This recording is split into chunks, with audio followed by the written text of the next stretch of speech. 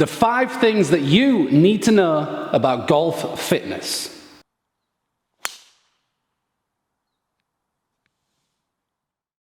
Quick backstory before we get into those 5 main factors.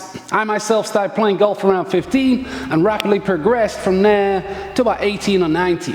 Unfortunately, during that time, I also got considerably overweight. I was not fit, I was not healthy, and it wasn't good for my game. So that's where the journey really began. Because on one side, we had the golf journey.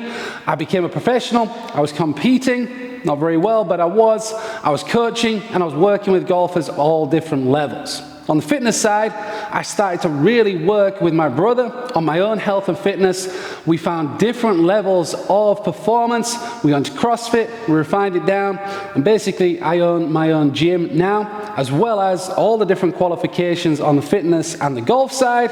That is what GOLFWOD is today. So these 5 factors are based on an awful lot of experience through my own performance, getting to that high level, but also working with every different type of golfer and everyday individual in the gym. So really, we have a great data set to work with. Let's get to the 5. Factor number 1 is that not every exercise you do should look like a golf swing. This is a terrible thing in the golf fitness industry.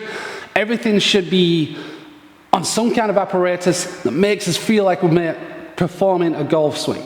You can do some rotational patterns, and you absolutely should. You should work asymmetrical balance, and these are all the types of things that we do on a daily basis. But if all your focus is on trying to perform a golf swing in different ways, you're not actually giving yourself any improved physical tools. Generally speaking, everyone who plays golf does everything else way more than they play golf. And that's where our mission really came from, because we want to inspire health and fitness through and for golf. Yes, we want to step on the tee and feel excellent with our body. We want to be able to hit the ball better.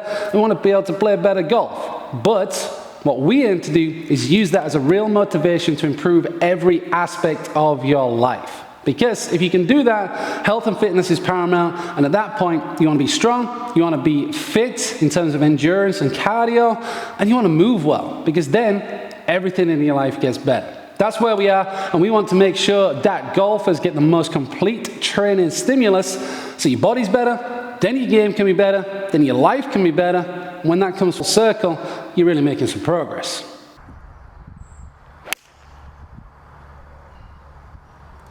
Factor number 2, lifting weights is not bad. Obviously, I'm a bigger guy. We're in a CrossFit gym right now. The GOLFWOD programs are refined. We have every different type of program in there, from zero equipment at home to full strength and conditioning. But the fact is, getting strong, moving well is going to be good for any physical endeavor. And people always talk about flexibility. They want to be able to use the joints better, take away those aches and pains. And unfortunately, a lot of the golf industry thinks that lifting weights actually exacerbates that. That is completely incorrect. In terms of injuries, the worst way to get injured is the golf swing. You see how you're twisting, you got lots of speed, there's a lot of shitty golf swings out there. That is how you put the most pressure on your body. However, if you lift weights with a full range of motion, excellent form, and the suitable load, you're actually going to improve your range of motion, which most people class as flexibility. You're going to have better overall movement patterns. The joints are going to function the way that they should, and all of a sudden, the body starts to feel good. So if you go into a program that allows you to progress over time, hit proper form, as we help everyone to do, you're going to see some huge gains, guys, right? The worst thing to be is weak and fragile. We all know that. And even if you don't want to get super strong or huge, you still need to be able to function, okay? Baseline strength is huge. That is why you need to lift weights. Factor 3, frequency matters. What do you mean by frequency? Pretty simple. It's how often you train. One of the biggest obstacles to golfers training properly and really making some progress is that when they step in the gym, your body gets sore, then you go and try to play golf, and it's like, oh my goodness. Your whole body doesn't feel good, you're really restricted, and it doesn't go too well. That's because you shocked your body in such a way that it responded how it needs to respond. That's the whole point of training, is to essentially break down the body to an extent and then allow it to repair in a different level. But If you don't train for X amount of time, then jump in, start lifting weights. You're going to get DOMS, you're going to get that soreness, and that's not going to be good for your performance on the course or in the gym. So it's about having a longer term vision. You can have short term goals, but make sure that your frequency is on point. So if you're used to training 3 times a week, stay consistent, get a good stimulus, look at how that works throughout the whole season. Maybe you train more in the off season and play more golf in the summer, but don't let it get down to 0, guys. Otherwise your body will not be happy when you get back to it.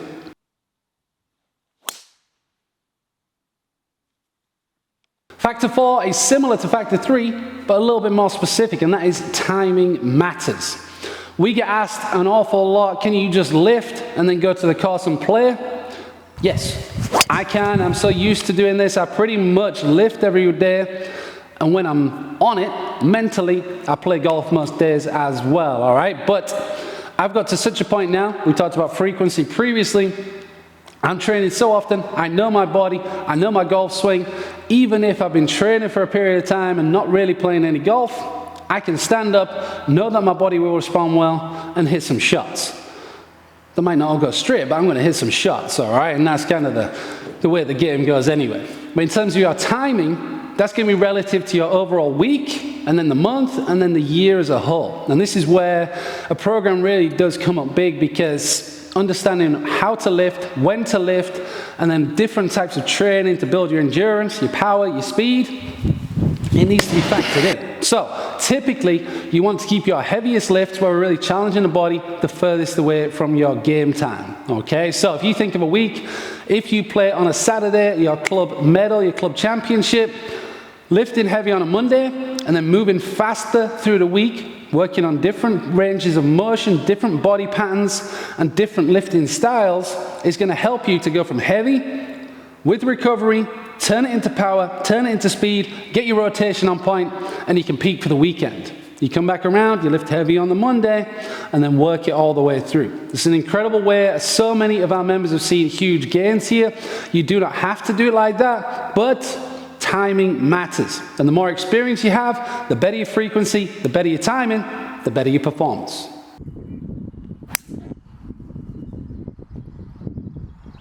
Factor number 5, and this is one that people might have a little bit more of a hard time really accepting or trusting in the beginning. And that is, you can actually see more progress when you improve your fitness, your health, your range of motion, relative to just whacking balls and trying to practice your swing.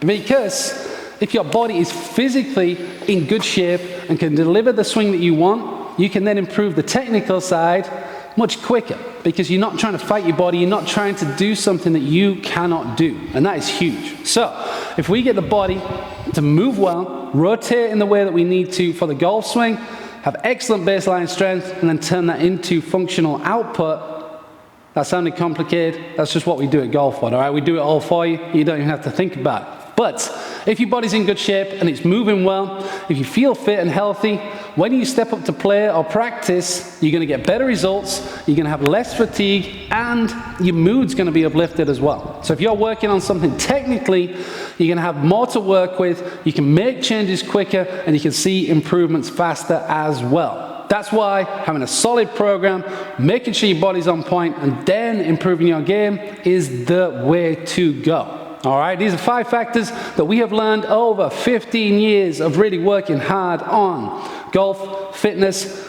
all the synergy, different levels, and we hope that you take a lot out of this, guys, all right, because we want to help every single golfer to move better, feel better, and play better. All right, that's our mission. We're here at GOLFWOD, and we're going to get it done, all right? There's no limits to this. We want everyone to get on the program. All right, hope you enjoyed the video. Let us know what you think about the 5 factors. Make sure you subscribe to the channel, and then go ahead and get yourself a free trial to the GOLFWOD app so that you can follow all of these and more and get on your own golf fitness journey so that you can golf strong.